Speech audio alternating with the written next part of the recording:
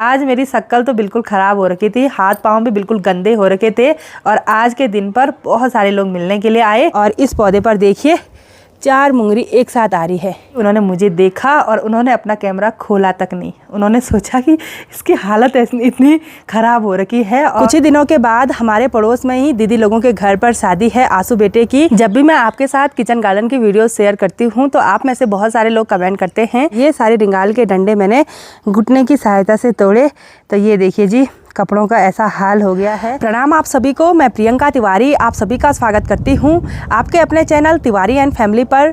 देवभूमि उत्तराखंड के केदार घाटी के खूबसूरत त्रियुगीनान गांव से आज मैं अपने ब्लॉग की स्टार्टिंग दिन के लगभग 12:15 बजे से कर रही हूँ। आज मौसम थोड़ा सा गुमसुम सा है, तभी अच्छी सी तेज़ धूप खिल रही है और तभी धूप बादलों के पीछे छुप रही है, साथ ही बिल्कुल ठंडी ठंडी हवा भी महसूस हो रही है। इसी के साथ त्रियुगीनान गाँव और आसपास के नज़ारे कुछ इस तरह के हैं।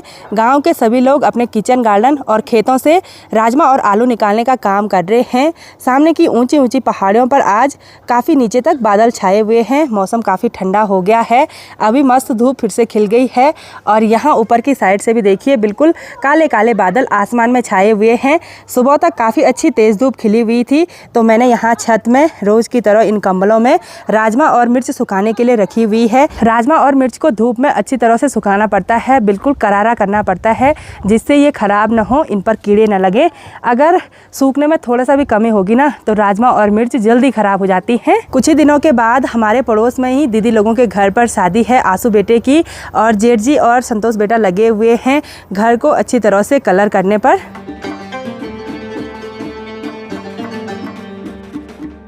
आंसू बेटा आर्मी मैन है और अभी तक छुट्टी नहीं आए और अभी शॉपिंग वगैरह भी करनी होगी। और मैं जेठ जी को पूछ रही थी शॉपिंग वगैरह हो गई, वो बोले पता नहीं, बोला कुछ पता नहीं है, हमने घर में सारी व्यवस्था करनी है बोला। और फिर फौजी बेटा अपने आप करता है सब चीज़। और घर के इधर साइड के किचन गार्डन में कुछ टाइम पहले मैंने लहसुन बोई थी और ये देखिए बहुत सारे लहसुन के पौधे उगकर आए हुए हैं।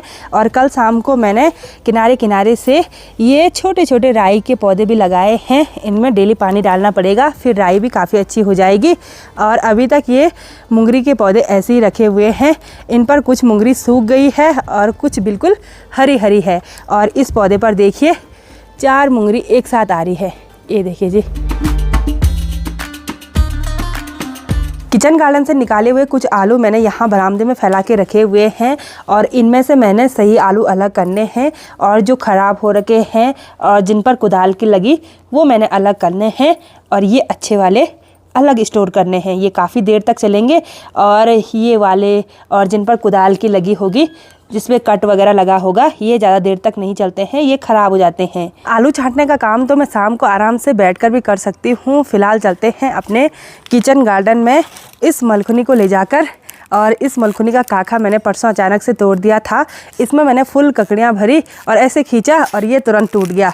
अब या तो रिंगाल लानी पड़ेगी या तो फिर कपड़े से कुछ इस तरह से काखा लगाना पड़ेगा।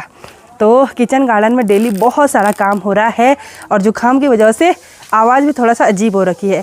वैसे इतना ज़्यादा जुकाम भी नहीं लगा था, लेकिन पता नहीं क्या हो गया, सीधे गले पर असर हो गया, मतलब आवाज़ दूसरी हो रखी है, चेंज हो रखी सीधे आवाज़। दूसरे साइड के सगड़ों का थोड़ा बहुत काम निपटाने के बाद अब मैं चलती हूँ पॉली हाउस के इधर की साइड। इधर साइड काफ़ी सारी राजमा की बेल हैं और इन बेलों से मैंने 1-2 बारी राजमा की फलियाँ निकाल दी थी, लेकिन फिर से देखिए इन बेलों पर काफ़ी सारी फलियाँ पकी हुई दिखाई दे रही हैं। और अब मैं इन बेलों से सारी राजमा निकाल दूंगी, साथ ही अंगवाण भी उखाड़ दूंगी। और इन बेलों पर कुछ राजमा की फलियां कुछ इस तरह से हरी हरी हैं, तो ये दिन में साग बनाने के लिए हो जाएगा। आजकल कच्ची राजमा का टेस्ट बहुत ही गजब का होता है। एक ही बारी में इस पूरे सगड़े का काम निपटा दूंगी। वैसे काम बहुत ज़्यादा है, राजमा भी निकालनी है, अंगवाण भी उखाड़ने हैं, फिर घास वगैरह भी काटना है। और अभी मैंने इस मलखुनी में एक दराती रखी हुई है, तो चलते हैं फटाफट से। और इधर साइड ये जो मुंगरी के पौधे हैं ना, ये भी पूरी तरह से सूख गए हैं।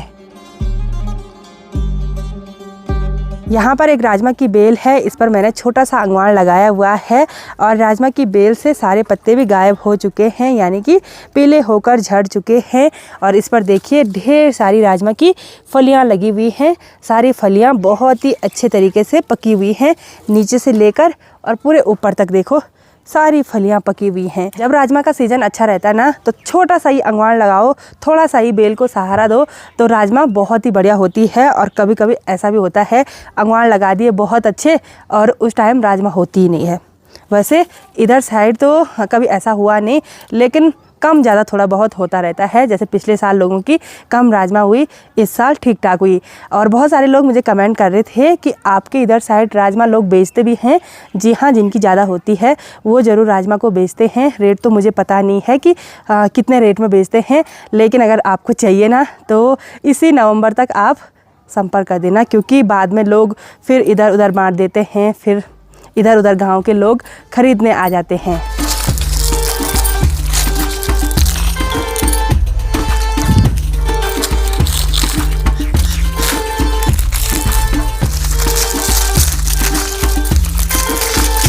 इधर साइड के सगड़े से फाइनली मैंने राजमा की बेलों से राजमा की फलियां भी निकाल दी हैं। और ये देखिए आधा मुलखुनी फलियां हुई। साथ ही मैंने ये डंडे भी उखाड़ दिए हैं और इन डंडों से ये बेल भी अलग कर ली हैं।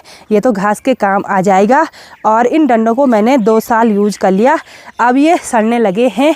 और इन पर देखिए कुछ इस तरह का ब्लैक पाउडर, ब्लैक राख दिखाई दे रही है। और इससे मेरे ना पूरे हाथ भी ख़राब हो गए हैं। जैसे ही मैंने इन पर हाथ लगाया, ये पूरा पाउडर मेरे हाथों पे लग गया, साथ ही पूरे कपड़ों पे भी लग गया। जब भी मैं आपके साथ किचन गार्डन की वीडियो शेयर करती हूँ तो आप में से बहुत सारे लोग कमेंट करते हैं कि आप किचन गार्डन में काम करते हुए किचन गार्डन ग्लव्स और बूट्स यूज किया कीजिए। तो अभी मैंने ख़रीदे नहीं, आप लोग भी सही बोलते हैं, क्योंकि हाथों पर कट फट लग जाता है, साथ ही हाथ कुछ इस तरह से ख़राब हो जाते हैं, नेल्स टूट जाते हैं, ऐसा तो होता ही है। और मिट्टी में हाथ पांव जल्दी फट जाते हैं।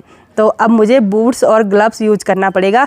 वैसे गांव में कोई भी नहीं करता है, किसी को कोई मतलब ही नहीं रहता है और हमको भी नहीं रहता है, लेकिन जब आप लोग बोलते हैं ना, तब मैं सोचती हूँ यार सच में स्मार्ट तरीके से गार्डनिंग करनी चाहिए, खेती करनी चाहिए। ऐसे तो सोच रही हूँ कि अब ग्लव्स और बूट्स खरीदूँगी। सारे रिंगाल के डंडे मैंने यहाँ पर कुछ इस तरह से छोटे छोटे कर लिए हैं। और ये सारे रिंगाल के डंडे मैंने घुटने की सहायता से तोड़े। तो ये देखिए जी, कपड़ों का ऐसा हाल हो गया है।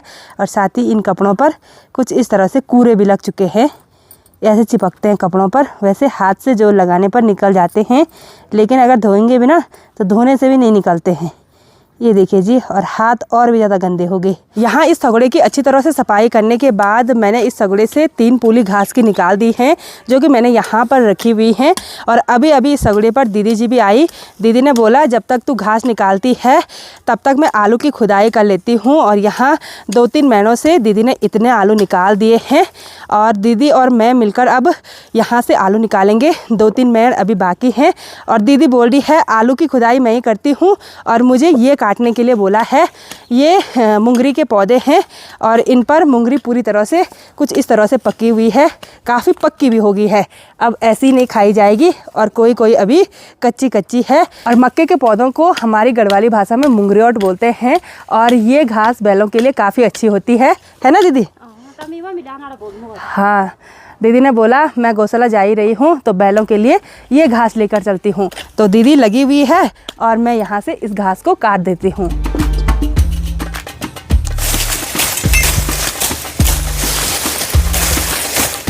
तो यहाँ से मैंने सारे मुंगरी के पौधों को काट दिया है। और ये देखिए एक पुली घास की भी होगी है बैलों के लिए। और यहाँ से हमको इतनी सारी मुंगरी मिली और ये अगले साल बोने के काम आ जाएंगी। ये देखिए बीज बहुत ही ज़्यादा पक्के हो रखे हैं और इसको मैं अच्छी जगह पर स्टोर करूँगी। उसी के बाद अगले साल हम इनको बो पाएंगे। और जब तक मैंने एक पुली घास की निकाली तब तक दीदी ने सारे आलू की मेड़ों की खुदाई कर ली है। वैसे मेड़ें बहुत छोटी छोटी थी, लेकिन मिट्टी बहुत सख्त हो रखी है, बहुत जोर लगाना पड़ रहा है ना दीदी? कटकुटू हो रखा है। यहाँ इस छोटे से सगड़े से हमको एक तसला आलू का मिल गया है। और अपने घर के ऑर्गेनिक आलू थोड़ा बहुत भी हों तो काफ़ी अच्छा होता है। और ये देखिए कुछ इस तरह के लंबे लंबे आलू हैं, यानी कि ये वाला बीज काफ़ी अच्छा है। और जिन पर कुछ इस तरह से कुदाल की लगी हुई है, इसको अलग करना पड़ेगा। और ये देखिए कुछ इस तरह से कीड़ों ने भी खा रखे हैं। इन खूबसूरत पहाड़ों में रहकर किचन गार्डन में मेहनत करने के बाद अगर एक ही सगुड़े से राजमा, मूंगरी और आलू मिल जाते हैं तो बहुत ही ज़्यादा खुशी होती है। ये आलू तो हमारे 1-2 महीने चल जाएंगे। साथ ही इन फलियों पर राजमा भी बहुत ही अच्छी है। ये देखिए, जैसे ये सूखी वाली राजमा हम तोड़ेंगे ना तो इसके अंदर से कुछ इस तरह के रेड कलर के बीज निकलते हैं। वैसे तो कुछ पाने के लिए मेहनत बहुत ज़्यादा लगती है, लेकिन जब मेहनत का फल मिलता है तो बहुत ही ज़्यादा खुशी होती है। जैसे अब हमको राजमा और आलू मार्केट से ख़रीदने की कोई भी ज़रूरत नहीं है, हमारे लिए पर्याप्त हो रखा है। तो चलिए जी, अभी घर पर भारती आ गई है घास को ले जाने के लिए और भारती के साथ टफ़ी भी आया है। टॉफ़ी, अरे शांत हो गया अभी, नहीं तो अभी तक बहुत ही ज़्यादा उछल रहा था। और जेठ जी कहाँ गए आज? घर ही पे। अच्छा, जेठ जी आज बिजी हो रखे। हाँ। चलो, और ये जो फूल का पौधा था ना, ये बीज सगड़े पे था तो ये भी मैंने काट दिया। और ये देखिए, एक भारी घास की हो गई है। हो जाएगा नहीं? हाँ। बैलों के लिए हो जाएगा। बैल भैंस सब है घर पे बोला। चलो तो चलिए जी, भारती ने भारी भी लगा दी है और अब दूसरे रास्ते से जा रही है। Bye bye. भारी तो नहीं हो रहा? नहीं। अच्छा, एक साइड किचन गार्डन का काम निपटाने के बाद जैसे ही मैं दूसरी जगह काम करने के लिए जाने ही वाली थी, तब तक घर पर कुछ लोग आ गए थे मुझे मिलने के लिए और काफ़ी देर तक मैं उनके साथ बैठी रही। अभी अभी वो सब लोग जा चुके हैं और बाहर भी पूरी तरह से अंधेरा हो गया है। अभी मुझे किचन गार्डन में ढेर सारा काम है और आजकल दिन बिल्कुल छोटे हो रहे हैं ना, तो थोड़ा सा ही काम हो पा रहा है किचन गार्डन में। और आज मेरी शक्ल तो बिल्कुल ख़राब हो रखी थी, हाथ पाँव भी बिल्कुल गंदे हो रखे थे। और आज के दिन पर बहुत सारे लोग मिलने के लिए आए और जब बिल्कुल बन ठन के रहते हैं ना, उस दिन कोई भी मिलने के लिए नहीं आता है। ऐसा मेरे साथ बहुत बार होता है। एक बार की कहानी मैं शेयर करूंगी आपके साथ। बड़े बड़े कैमरा लेकर लोग आए हुए थे और उस दिन मैंने चूल्हे की लिपाई करी हुई थी।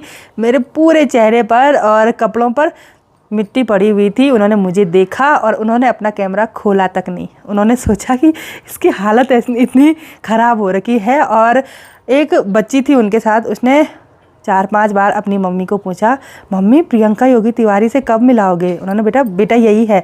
उसने मेरे पाँव से लेकर सिर तक इतनी बार देखा, बोला यही है मम्मा, प्रियंका योगी तिवारी यही है? बोला हाँ। तो चलिए जी, अब मैं डिनर बनाने की तैयारी शुरू करती हूँ। और आज के डिनर में अपने किचन गार्डन से निकाली हुई ऑर्गेनिक कच्ची राजमा की दाल और पहाड़ी आलू के गुटके बनाऊंगी, जो कि बहुत ही ज़्यादा टेस्टी होते हैं। तो आज की इस वीडियो को यहीं पर एंड करते हैं। आई होप आपको वीडियो पसंद आई होगी।